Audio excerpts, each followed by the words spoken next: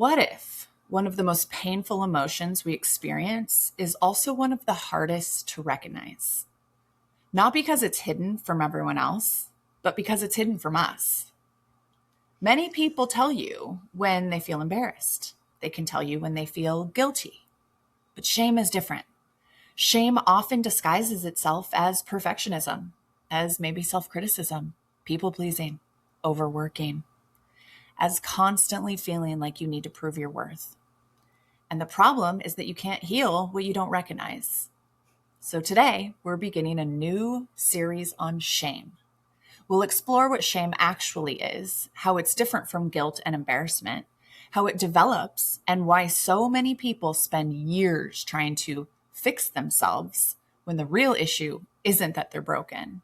It's that they've learned to see themselves through the lens of shame.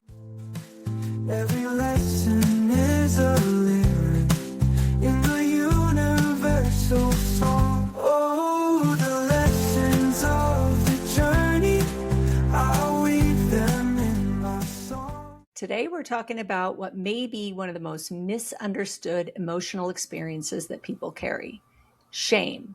And before we go any further, we want to acknowledge the incredible work of Brené Brown, whose research on shame, vulnerability, courage, and connection has helped bring this conversation into the mainstream.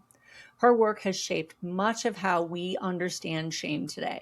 And many of the distinctions that we'll discuss in this series are rooted in decades of research that she has shared with the world. Because here's the reality. Most of us were never taught what shame actually is. We were taught right and wrong. We were taught good behavior and bad behavior. We were taught success and failure. But very few of us were taught how to distinguish between healthy accountability and toxic self-condemnation. And that distinction changes everything. Let's start with a simple question. Have you ever tripped in public? Have you ever forgotten someone's name? Sent a text to the wrong person? Most of us have. And when that happens, we usually feel embarrassed. Embarrassment is uncomfortable, but it doesn't typically threaten our identity. You don't think, oh, I'm a terrible human because I stumbled walking into a room. You think, well, that was awkward. Embarrassment is mostly temporary. It's tied to just a moment. Shame is different. And guilt is different too. One of the most powerful distinctions Brené Brown makes is this. Guilt says, I did something bad. Shame says, I am bad. Guilt focuses on behavior. Shame focuses on identity. Guilt can actually be healthy. If you hurt someone, guilt may motivate you to apologize, repair the relationship, and make a different choice moving forward. Guilt can last a long time if not acted upon to repair the issue. Guilt says, that action doesn't align with my values, and if I repair the action, the guilt will go away. Shame says, that action proves there's something fundamentally wrong with me. One creates accountability, the other creates self-condemnation. And when shame enters the picture, growth stops. Because it's difficult to learn from a mistake when you're busy using that mistake as evidence against yourself. Ouch. The reason we're calling this episode The Shame No One Sees is because shame rarely announces itself. Most people don't wake up and think, I feel shame today. Instead, they think, I'm not doing enough. I'm falling behind. Everyone else has it figured out. I'm too much. I'm not enough. I should be better than this. I shouldn't still be struggling with this. I should have known better.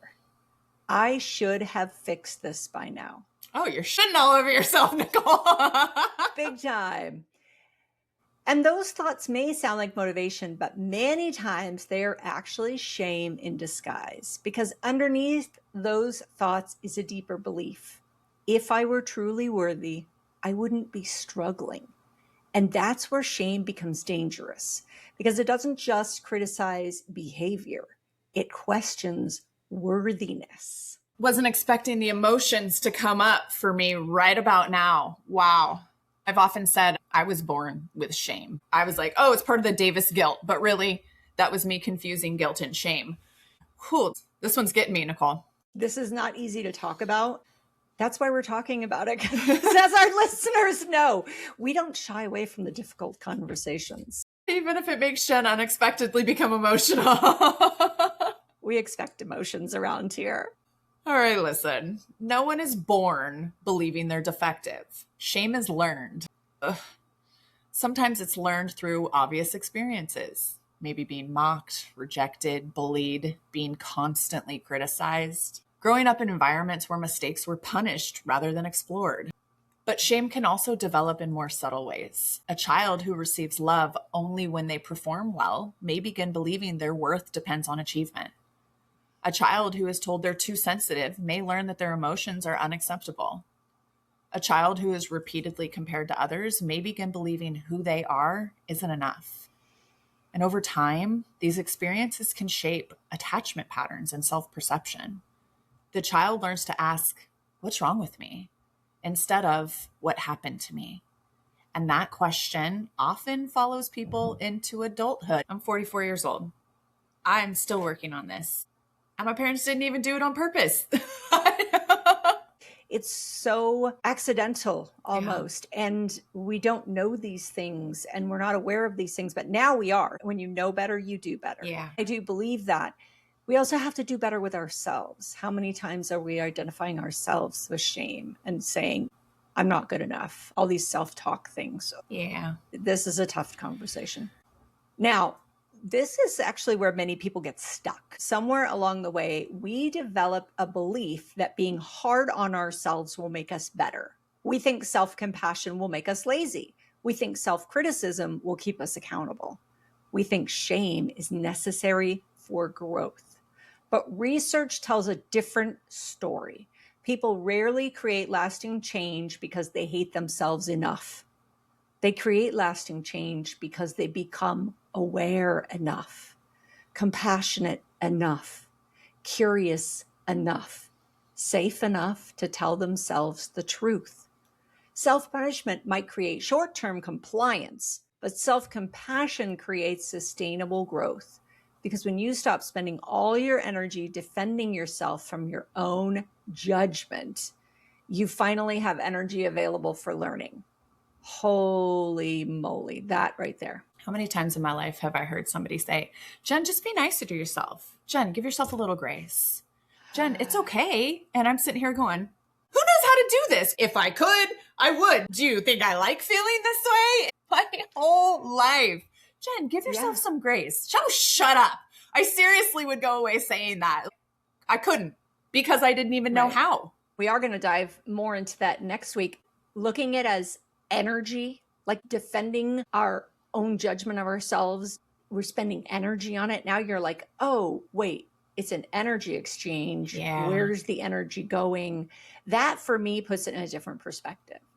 That helps shift my brain around because I used to think the same thing as you. They'd be like, just lighten up on yourself. I'm like, if I could, I would.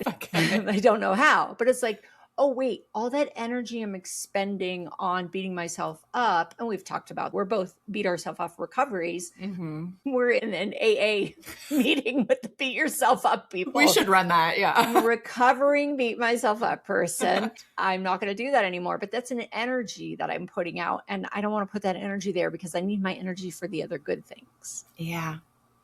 I like that shift. That is a good shift. I wish somebody taught me that 40 years ago.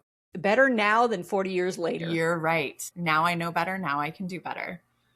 If shame has always existed, modern life has found new ways to amplify it. We live in a culture of comparison, a culture where people's highlight reels are constantly visible, a culture where mistakes can become public, a culture where productivity is treated as a measure of worth. We've talked about that before.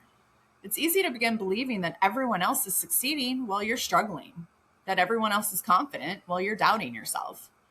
Maybe that everyone else has figured something out that you somehow missed.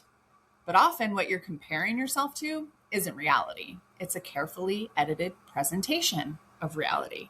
And shame loves comparison because comparison constantly reinforces the belief that you're somehow less than. Nicole, you've heard this quote, comparison is the thief of joy.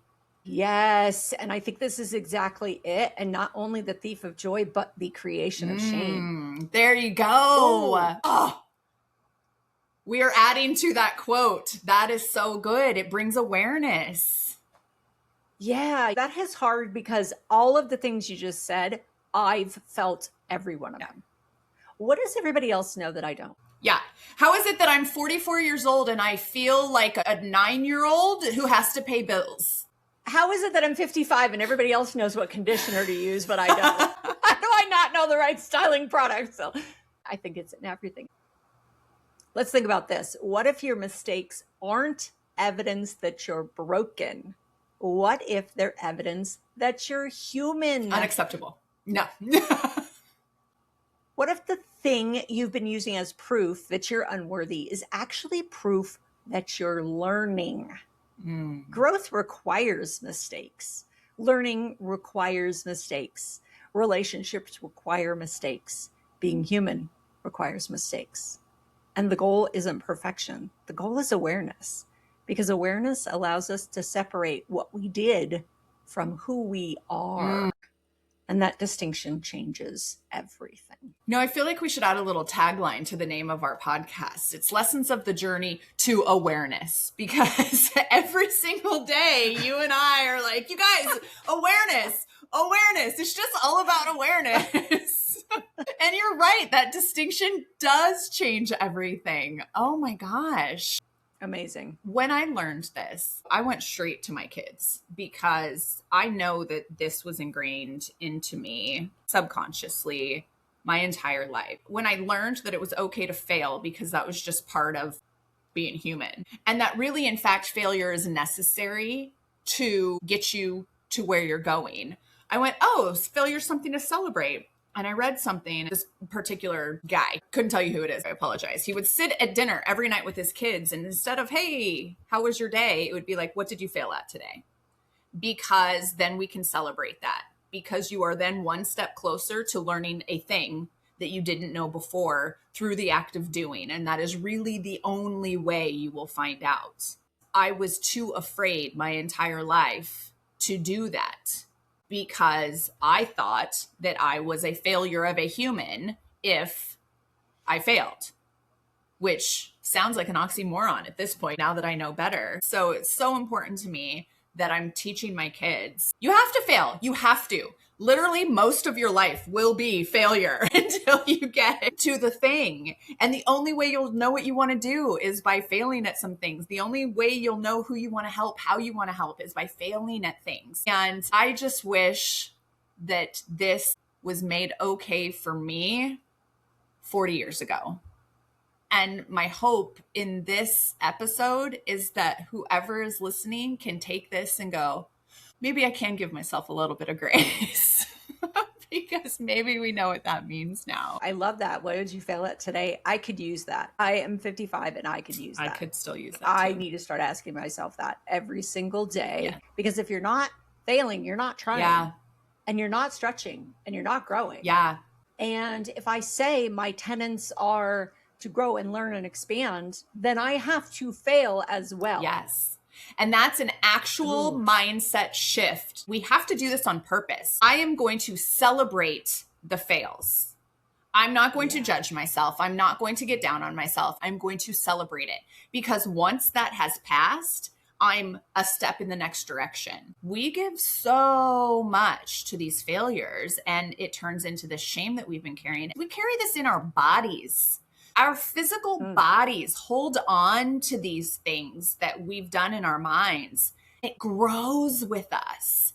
And it's such a thing that we've become used to, that when we learn that we didn't have to feel shameful about a thing, oh man, I can attest to this. I'm going through this new therapy that I learned about. It's called Accelerated Resolution Therapy, ART. I'm having a light bulb moment as we speak right now. I am learning that ART is helping me remove shame from my life very quickly. And I did not put that together until we started talking about this. Wow. That's amazing. It is amazing. And can I tell you how light I feel? I don't even know how to express the changes that are going on. I talk about it inside my house, but this therapy has helped me move through what I now, thank you for this episode, Nicole, now know was shame that I was carrying for so long. And it just helped me become accepting of it and understanding of it and less judgmental of it. Shame is heavy. Oof. Heavy. Yeah. And I am lighter for it. This is a personal coaching moment for me. Nicole, you didn't even know you were doing it. Yes. Thank you. So this week, we have a challenge for you. We'd like you to pay attention to your inner dialogue. Notice every time you hear yourself say, I'm a failure, I am lazy, I am selfish, I am broken, I am not enough. When you catch it, pause and ask yourself, is this a statement about who I am, or is this a statement about something I did, felt, or experienced? Because shame turns experiences into identities, and awareness begins separating them again. That awareness is where your healing will start. So true. Starts with awareness. In our next episode, we're going to go deeper into the stories that shame creates, because shame isn't just an emotion, it's a storyteller. And many of us have spent years believing the stories it tells us. We'll explore how shame shapes our beliefs, our relationships, our behaviors, and what it takes to begin rewriting those narratives. Yes. Let's get into some takeaways. I just gave you mine. I just had a light bulb moment in my entire life right now. My whole life makes sense right now. I love that. One of the things that's amazing to me is if I just keep thinking that everything is energy, and shame has, what you said, a heavy energy to it. And instead of putting your energy toward the shame, which creates the beating yourself up, which creates the perfectionism, I feel like I'm studying shame. I'm in the pod. I'm so there, Nicole. If I can say, okay, that energy is no longer going to go to that. I am all about intentionally choosing how you live your life, intentionally choosing how you expend your energy within yourself. I've gotten good at how I can expend my energy externally, but what I do in here still needs a lot of work. This is going to sound silly, but this is the story that I'm coming to. I have chopped my own hair for years because I have curly hair and you literally flip it over your head and just chop it. You have layers, super easy. Every hairdresser was like, oh yeah, that's such a curly cut. Well, I wanted something shorter. I wanted something different. And I want a little face framing. So I tried to frame her on my face. I didn't do very good. Let's just put it that way. So for 3 days, I'm like, why'd you cut it like that? Why'd you do that? Instead of just going, well, that didn't work. Now I know that didn't work. And I could just move on. It's just stupid hair. And that's why I've cut my own hair for so many years. It just grows out and it's super forgiving. But here I am expending energy on something that's just stupid. And I'm like, no more. I'm not going to do that anymore. And I love where you said, I think I'm going to have a conversation with Tim about asking at night, along with our gratefuls, going, what did you fail at today? Because I could have just simply said, well, I cut my hair wrong.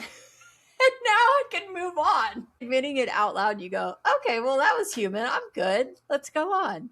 I love that. And the comparison is the thief of joy. You're absolutely right. And a creator of shame. It's a definite contribution to that. And we've got to stop comparing ourselves. Yeah. When I think about mine, I think it came from just years and years of maybe unrealistic expectations set, not by me, but that we fall into because they were created and because we live in them, they're ours. So it was an agreement that I subconsciously made and held for 40 years. After having gone through the awareness and the active shifts, not that I have made, that I am making, you said, gosh, we're still doing this. Yeah, I'm probably going to be doing this forever. I'm trying to heal myself while make it so that my children won't be in therapy for the same things I'm in therapy for. My mom and I joke about this. She will hear this and go, gosh darn it, Jen just didn't get what she needed. And who knew? You don't know until you know. And then you got to deal with it. Yes, you and I drill down on gotta be aware. It's the allowance of our awareness. Sometimes we don't even want to be aware because we are so afraid of what that will bring. It sounds like it will bring shame. But when you know that that will happen and you can then address it as a thing that happened instead of who you are, that is the biggest takeaway. And that is a real life struggle. I know for me, it sounds like for you too, which means that we are not the only ones. And my hope is that this reaches somebody and they allow themselves to be okay with the story that was and create awareness to move forward in being able to heal that. Absolutely. You said you hope you're doing it forever. If we're not doing it till the moment we pass, then we just stop doing it because we certainly didn't solve it all. Right. That's an awareness for me, is just, I'm going to be doing this for the rest of my life because I want to learn to be better. And no blame should be placed on people who didn't have a clue. Your parents would say things to you that were I am statements. Your teachers would say things to you. Brené Brown's story, you are messy. No, I made a mess. Yeah. I'm not messy. Yeah. She talks about her daughters saying that to her teacher. We were labeled constantly. Yep. And now we have to stop doing that. That's it. You just stop. So our kids can go to therapy for different reasons. Yes. All right. Question time. Okay. What is your most embarrassing work story? Oh my gosh, I'm sure I've done a lot of stupid stuff. Let's celebrate it today, Nicole. You got me stumped. Okay. I was very embarrassed. I remember this. I think I was 15 years old. We lived in Los Angeles. My father worked in the catering industry and they needed help for this Passover dinner. And so I went and I was a server. As I was taking a bowl over, like an 80-year-old woman poured soup down her side, like hot soup. Oh no. Yeah. So I felt horrible. But on top of it, she yelled at me. I'm already devastated. I literally just poured hot soup on like the oldest lady in the room. Oh my gosh. I just like want to cringe. And I'm 15, so I have no idea how to handle these types of things. Luckily, the gentleman whose house it was at came over afterwards and he's like, honey, things happen. Don't worry about it. Because I was devastated. Yeah. I think I cried. Thank goodness for that, man. I was embarrassed beyond embarrassed. Aww. I made a mistake, but it was like the worst mistake. I was like, oh, Dad, I don't want to do this anymore. Yeah, anymore. because it involved another person too. I felt horrible for what I had done. I think I learned a lesson that day because when I see someone else be embarrassed, I always try to help make light of it or been there, done that, relate to them, because I know that moment of you have such vulnerability in the moment of embarrassment, and you can either accept what has happened or you can be kind of crushed by it. And now it's guilt, now it's lasting. And I saw that from both of these people. So it was such a lesson to learn. It was my mistake, but it wasn't like I was being careless. It was just a mistake. Yeah. These bowls were really wide and the soup was very hard to handle. It wasn't like I was just being reckless at 15, which could have been happening, but just watching the different reactions and how I felt after the two different people talking to me. So I really realized that I think that's made me, and I've never thought of this before, so thanks for bringing that up, compassionate towards people when they're in a moment of embarrassment. And I'm the kind of person, like, if I trip, I'll stand up and bow. I'm here for your entertainment. Yeah. Like, it's okay. When you feel embarrassed, you feel like all eyes are on you. That's my new thing with embarrassment and shame. And I'm going to tell you this other story, if I can add. I was officiating a wedding, and the best man was pulling out the ring. And he dropped the ring and it rolled. And I said, we planned that well. Like it was part of it. And I actually had somebody come up to me after the wedding and they were like, you planned that? And I was like, no, I was covering for it. Yes. I was just trying to be quick on my feet so he wouldn't be embarrassed. And he just smiled. It was cute. Oh, that's good. Help somebody out of that moment. I love that. I don't feel embarrassed. Well, all of our listeners, now that we know that something like this can slowly turn into shame, it is all of your jobs to pull somebody out of that moment from now on so that they don't carry it with them as a personality trait forever. Yeah, absolutely. Oh my gosh. Okay. My question for you, Jen, is would you rather someone see all the photos in your phone or read all your text messages? Oh, see the photos. You don't want anybody reading your text messages. So here's what we know about Jen. She has no dirty photos in her phone, or at least none that you can access. That's not true. But she must go bad on the text messages. You know that whole if it's not in writing, it didn't happen? Oh, there's some stuff in writing. This should not be. Oh boy, that's interesting. Even with the embarrassing photos, I still choose look at the photos because you might get bored. You might be like screenshot another one of her kids, another one of her kids. Oh, look, another Kona sunset. This is boring. Oh, her kids must have had her phone in that one. There's another recipe. Does this include the hidden album? I don't even know how to do that. Honestly, when my kids finally get cell phones, I'm going to have to turn into a techie person because I know that that exists. I didn't even know that you could delete text messages. I thought they just fell off at some point. You can go into your trash and delete them. Cool.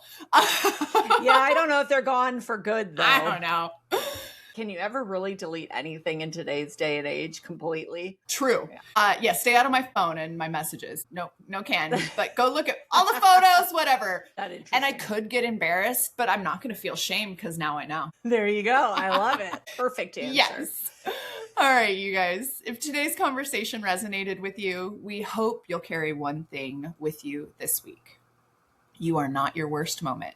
You are not your biggest mistake, and you are not the story shame has been telling you about yourself.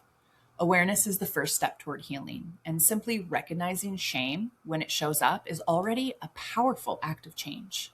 If this episode helped you, share it with someone who might need to hear it.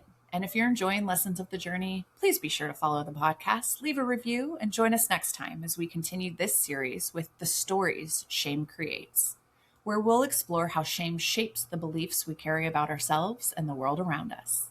Until next time, stay curious, stay compassionate with yourself, and keep learning along the journey. Bye. Bye, everyone.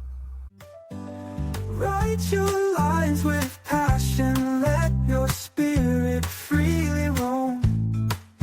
The lessons of your journey.